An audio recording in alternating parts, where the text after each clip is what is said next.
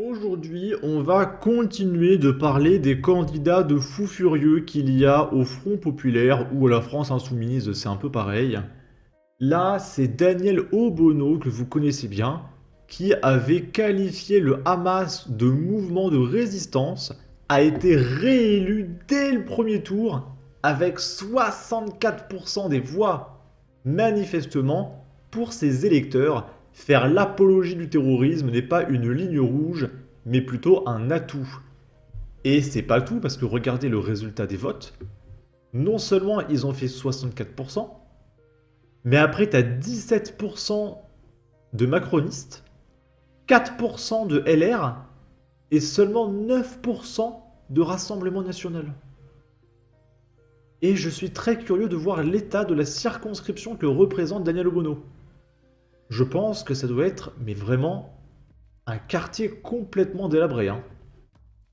Ici, c'est Mohamed Awad, candidat LFI dans le 9-3, qui a été président d'une section locale des jeunes musulmans de France, mouvement jeunesse confondé par Hassan Iqiyoussen de l'UOIF, la branche française des frères musulmans.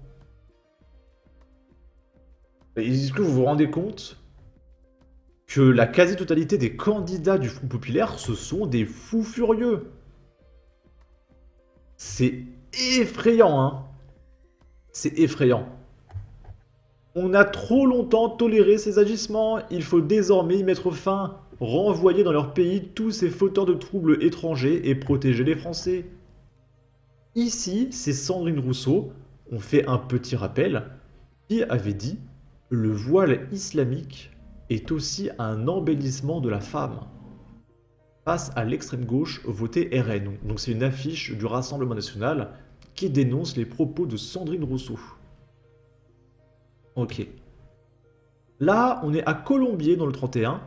Face à l'explosion de l'insécurité, habitants et commerçants adressent une lettre ouverte à Arnaud Simion, premier adjoint au maire et candidat nouveau Front populaire, dont cette situation est le bilan. Donc là, on se demandait quel est l'état de la circonscription dirigée par Daniel Obono. Et bien là, on va lire un petit peu l'état d'une circonscription dirigée par le Front populaire. À l'attention de Madame le maire, Karine Traval-Michelet, Mesdames et Messieurs les adjoints, etc., etc. Ok. Et ils ont fait une copie au ministère de l'Intérieur, au préfet de la région Occitanie et Haute-Garonne, au procureur de la République de Toulouse, commissariat de police de Colombier, service de presse, etc. Donc ils en ont gros sur la patate. Objet. Dégradation du cadre de vie et de la sécurité dans le centre-ville de Colombier. Ok. J'ai dit Colombier, je crois, tout à l'heure. Madame la maire, mesdames et messieurs les élus, mesdames et messieurs, nous sommes principalement des résidents et des commerçants columérins de la rue du Centre, comprenant l'allée du Périgord et la place des Monts d'Or à Colomiers. En effet, nos résidences et nos commerces donnent sur la rue du Centre ainsi que sur la place des Monts d'Or. Depuis plusieurs années, nous assistons à la dégradation du quartier et du cadre de vie. Les nuisances et les incivilités sont présentes de jour comme de nuit. La sécurité des jeunes et des moins jeunes est menacée par la présence de rodéos urbains entrepris principalement par des mineurs, motos, scooters, vélos, patinettes électriques, circulant à toute vitesse rue du Centre, mais aussi par de nombreuses autres incivilités et par la violence en tout genre. Petit 2. Les passants. Les personnes âgées ou à mobilité réduite ne se sentent pas en sécurité et ont peur de se faire renverser. Beaucoup de parents ne se sentent pas en sécurité et ont peur de laisser leurs enfants jouer sur la place du Lioran, par exemple, ou circuler librement dans la rue piétonne. Ils n'ont pas le sentiment d'être vraiment dans une rue piétonne. Il est difficile et même impossible de discuter avec les conducteurs de motos ou scooters qui menacent, insultent et intimident ceux qui les interpellent. Les résidents de l'allée du Périgord, de la rue du Centre et des Monts d'Or. Ces résidents sont doublement victimes des incivilités relevées par les commerçants et tous les communards qui circulent dans le centre-ville de la journée. Malheureusement, ces problèmes se poursuivent également la nuit.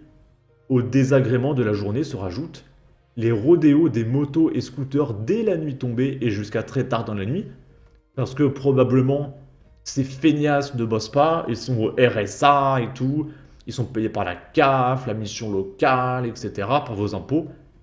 Rodéo dans la rue du centre, mais également dans les parkings du Rouergue, du Périgord et Quercy malgré la vidéosurveillance. Encore une fois, beaucoup de deux roues arrivent par le Val d'Aran. Musique à fond, course de moto ou vélo dans la rue du centre, klaxon intempestif, cris et même jeux de ballon au milieu de la nuit jusqu'à l'aube l'été. Par exemple, les auteurs de ces incivilités se sentent encore une fois tout puissants et le disent haut et fort, la ville leur appartient. Parmi eux se trouvent souvent des mineurs. Les commerces ouverts très tard ou toute la nuit.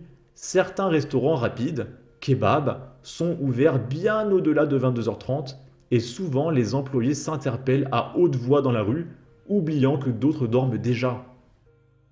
Alors moi je me souviens, quand Pokémon Go était sorti, j'étais au lycée et à un moment donné il était 23h et on avait fait un petit vacarme parce qu'il y avait un Pokémon rare et il y avait une nana dans un immeuble qui nous a dit d'arrêter d'hurler parce qu'il était tard, qu'elle bossait, etc. Et ben on s'est calmé en fait. Ça s'appelle le civisme. On te demande, s'il vous plaît, arrêtez de faire chier le monde. Pardon, excusez-moi, tu t'écrases. Mais non, ces gens-là, c'est tu me cherches, voilà, la tête de ma mère, etc. L'épicerie de nuit, le circuit, situé 1 allée des Monts d'Or, est ouverte de 15 à 2h du matin. Le restaurant Le New School Tacos, situé aux 5 allées des Monts d'Or, est ouvert de 11h à 3h du matin, voire plus. Le distributeur automatique de pizza est disponible 24h sur 24, place du Lioran. Je peux vous dire que la qualité des pizzas d'un distributeur automatique, elle doit être absolument extraordinaire, hein. Tous ces commerces situés en bas des résidences ont une forte incidence sur les problèmes de santé des riverains. Il est impossible d'aérer le soir et de dormir les fenêtres ouvertes suite aux incivilités de la clientèle. Beaucoup de résidents ont des problèmes de sommeil et de santé liés au bruit, aux bagarres, à la peur et à d'autres problèmes en lien avec la clientèle de ces établissements. Ces agissements contribuent à une dégradation de la santé mentale et du bien-être. En effet, les actifs partent au travail en ayant des heures de sommeil en moins, et ceux qui ne sont plus dans la vie active ne peuvent pas prendre le temps de repos nécessaire. La rue piétonne et commerciale rue du Centre. Alors que la rue du Centre est depuis toujours piétonne avec une signalisation présente dans ce sens, à ce jour malheureusement, les passants doivent céder le passage aux différents véhicules deux roues de peur de se voir percutés et blessés. Ces scooters, motos et patinettes électriques, lancés à toute vitesse, arrivent pour la plupart du quartier Val d'Aran. Il y a eu déjà plusieurs accidents dans cette rue piétonne, ayant entraîné des dommages corporels et beaucoup évité de peu. Depuis plusieurs années, les piétons du centre-ville ne se sentent plus en sécurité. La majorité des passants ont peur de se faire écraser, insulter, menacés de mort par les contrevenants qui se sentent tout puissants et qui ne craignent aucune autorité. À cette insécurité physique se rajoutent les menaces verbales, les cris, les insultes, les intimidations, les vols, les incivilités diverses. Les questions que beaucoup se sont posées ces dernières années sont les suivantes. À quoi servent les caméras vidéo? Pourquoi les contrevenants ne sont-ils pas sanctionnés? Pourquoi n'y a-t-il pas plus de rondes de la police? Comment de tels faits peuvent-ils se produire sous la vidéosurveillance avec au centre de visionnage un agent assermenté? Pourquoi ne pas déclencher une descente de police systématique pour ces faits graves? Cette insécurité a progressivement entraîné une moindre fréquentation des commerces de la rue du centre au profit de zones commerciales plus sûres, telles que le centre commercial de Leclerc-Blagnac au carrefour Toulouse-Purpan. Petit 1. Je pense que c'est pas dans le bon ordre parce que tout à l'heure il y avait le petit 2, mais c'est pas grave. Les commerces. Les commerçants sont des victimes indirectes du sentiment d'insécurité des passants. Leur clientèle a parfois du mal à entrer ou sortir des magasins, certaines devantures étant parfois bloquées par des motos ou des scooters.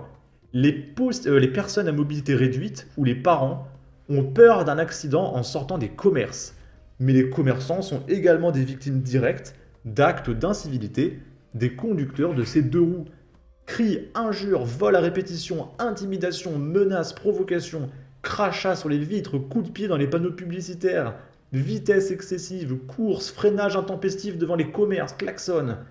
Les commerces du centre-ville sont à la fois le cœur et le poumon de la vie économique de notre commune, et ces agissements entraînent donc une mauvaise dynamique avec un préjudice mesurable. À noter que ces dernières semaines, le renforcement des rondes de police en journée est positif. Beaucoup moins de véhicules deux roues circulent dans la rue du centre-ville. Et là, c'est la dernière page. La nuit, principalement allée des Monts d'Or, mais aussi rue du centre, les dealers, les agressions verbales, physiques, les bagarres, le bruit, l'ouverture tardive de ces établissements de nuit, qui auraient pu être un plus, se révèlent de plus en plus une catastrophe. Le soir, la nuit, il vaut mieux éviter de circuler seul, et surtout, place des Monts d'Or et rue du Centre. Sous la caméra vidéo de la place des Monts d'Or, les dealers échangent en toute impunité. Chaque soir, les agressions, les bagarres à coups de barres de fer, de chaînes, le rodéo des motos, les cris, les insultes sont monnaie courante entre les jeunes délinquants qui ont investi la place des Monts d'Or. Chaque soir, et depuis plusieurs années maintenant, les riverains subissent impuissants. Depuis mai 2022, tous ces faits ont déjà été signalés aux différentes autorités compétentes, à la mairie de Colomiers, à la police municipale et nationale, à monsieur le préfet, à monsieur le procureur de la République et au ministère de l'Intérieur, avec des photos et des films à l'appui, mais nous ne constatons aucune amélioration de la situation la nuit. Nous craignons vraiment que les choses ne s'enveniment et qu'un jour un drame ne se reproduise. Nous n'en sommes pas très loin. Beaucoup de résidents sont à bout et il suffira d'une petite étincelle pour que le quartier du centre flambe au sens propre comme au sens figuré. C'est pourquoi nous souhaitons que de plus... Désolé, Désolé, je lis depuis 5 minutes. Je reprends. C'est pourquoi nous souhaitons que plus de rondes de police soient effectuées de nuit comme de jour, place des Monts d'Or et rue du Centre, afin de rétablir de meilleures conditions de vie pour tous les riverains, les commerçants et les passants. Nous souhaitons également que toutes ces personnes qui se sentent intouchables répondent de leurs actes devant la justice. Enfin, nous souhaitons une harmonisation des horaires de fermeture des restaurants. Tous les restaurants devraient être sur le même pied d'égalité à Colomiers. Dans l'attente de votre réponse, veuillez croire, Madame, Monsieur le maire, Mesdames et Messieurs les élus, Mesdames et Messieurs, à nos sentiments les plus respectueux, signé les riverains et les commerçants du centre-ville. Et après, ils ne font rien et ils se demandent pourquoi les gens votent pour le Rassemblement national. Je dois répéter ce que laisse faire le gauchisme de notre pays. Donc là c'est Philippe, là c'est Lola, là c'est Thomas, là c'est Mélanie, là c'est Enzo, là c'est peut-être Frédéric, là je ne sais pas, et là je ne sais pas. Ok. C'est donc ça la gauche au pouvoir. Les Français qui votent pour la gauche savent très bien que la gauche se fout royalement de l'insécurité. Il faut être vraiment naïf pour continuer de voter à gauche, qui sont pro-délinquants, pro-laxisme et impunité. La gauche, c'est toujours le même schéma. Ça commence par de belles et nobles idées, puis ensuite c'est le chaos, la ruine, et pour finir, un truc que je ne peux pas dire sur YouTube.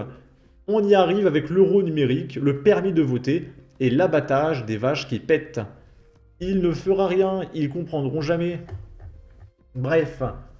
En tout cas, n'hésitez pas à donner votre avis, votre opinion, à partager, liker, commenter, ça aidera au référencement de la vidéo sur YouTube. Abonnez-vous, suivez-moi sur Twitter, prenez soin de vous. Salut!